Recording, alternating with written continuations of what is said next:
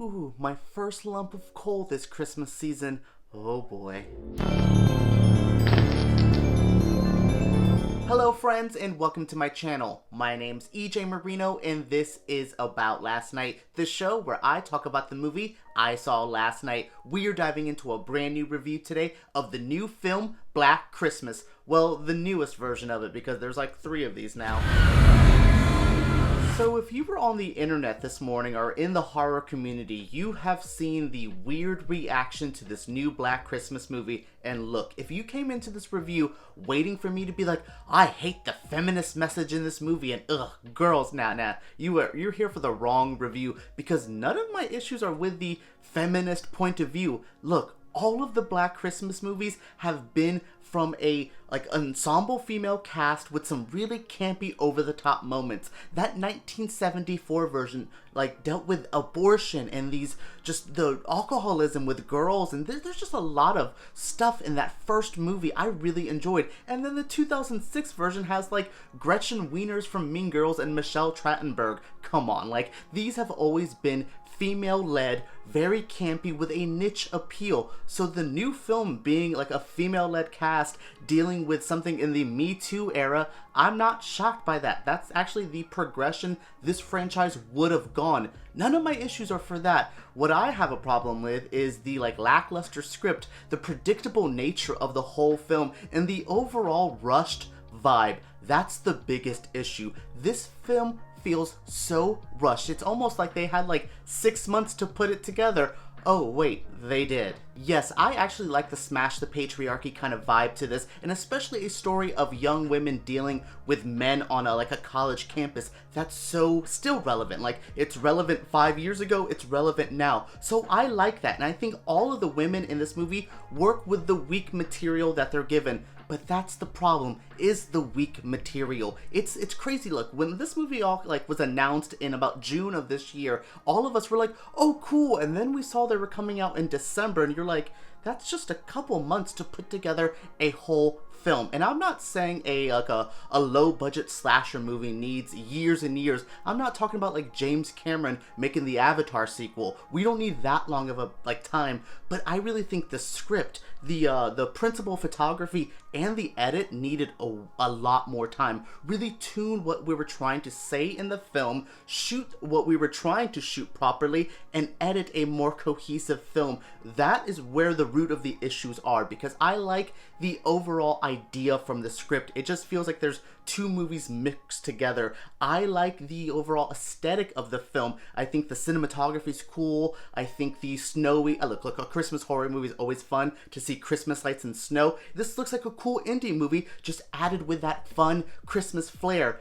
It just looks a little cheap at times, and the edit is so messy. If I didn't read the wiki, the Wikipedia article after I saw the movie, I don't think I would have grasped all the subtle moments they were trying to say, and that's my problem with this movie. This is gonna come off a little bit shady, but it feels like Blumhouse had a little bit extra money, and they were like, ooh, let's spend this. Let's give this a fun indie movie. And then they were like, okay, we'll get the rights to Black Christmas. And then they got Sophia Takal. I'm really bad with last names, but they gave her this film, and I really feel she deserved a more thought out film for her big kind of mainstream debut like this. I really wanted to see her get a better deal because I really felt like Blumhouse threw her something. They filmed this in 27 days in New Zealand with a $5 million budget, and it feels like it was shot in 27 days, and it feels all of that $5 million. And Blumhouse and stuff like that can really make lower budget films feel bigger and larger than life. I think the budget for Get Out's $10 million, but that movie looks expensive. Now we go to something like this and I'm like, oh, okay, I just don't think this looks as grand, as expensive as their other films have looked. And I really think I wanted to see this version of the story be told with this director, but not under these circumstances. Give this a little bit more time, because it feels like we have the cool women versus the fraternity story, and then we have this weird fraternity and the cult and the black goo. I'm gonna save me some time in this review trying to explain that confusing mess of an ending, but overall I just feel like there's 2 ideas and they mushed them together and they were like, let's try to make one that works, and I don't think this one worked. And look, I'm not a sucker for source material. I think an artist should be allowed to tell whatever story they want to tell with the material that they're given.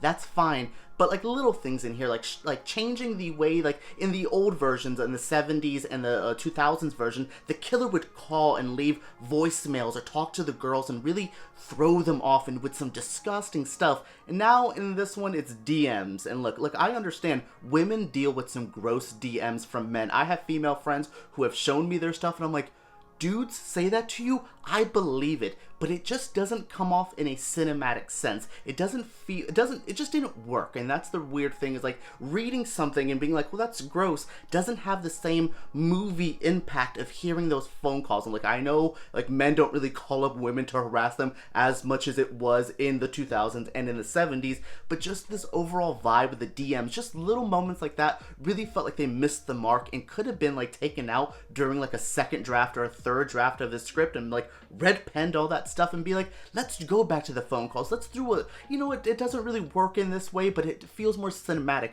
Those little touches really could have saved this. But it's not all negatives. I actually really like the aesthetic of this film. The 2010s have had this like mumblecore, like uprising of like movies like You're Next and It Follows, these more low budget indie kind of really film school different vibes to it, and I love that. This movie has that vibe. And look, like I said in the beginning, you throw some Christmas lights and some snow together and I am there with like blood splattering.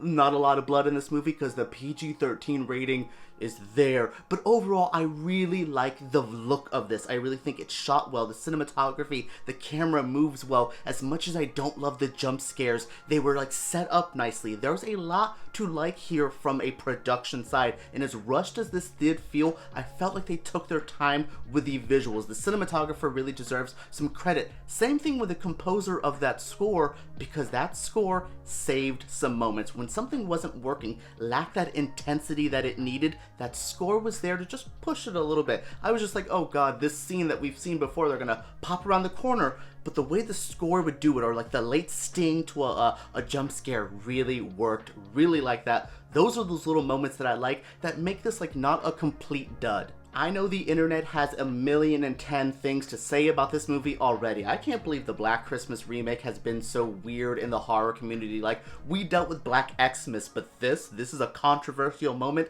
I don't know how I feel about it fully. I don't hate this movie. I really don't like this movie. It's just there, and I don't want it to be just there. I wanted to have a fun horror movie at the end of the year to send us off into the next year. Now I'm like, I'll just wait for the Grudge remake in January and just hope that's better than this, and I don't want to feel that way, but that is my review for Black Christmas. What did you guys think of this review? What do you guys think of this movie? Let me know down in the comments below. Please share all your Black Christmas thoughts. Are you fans of the 2006 version like me? Like I said, Gretchen Wieners in a slasher movie? Perfect. But yes, let me know what you think in the comments down below. Subscribe to my channel because I make videos like this every single week. And make sure you guys give me a thumbs up because YouTube takes us way too seriously. Alright guys, let's talk about Black Christmas below.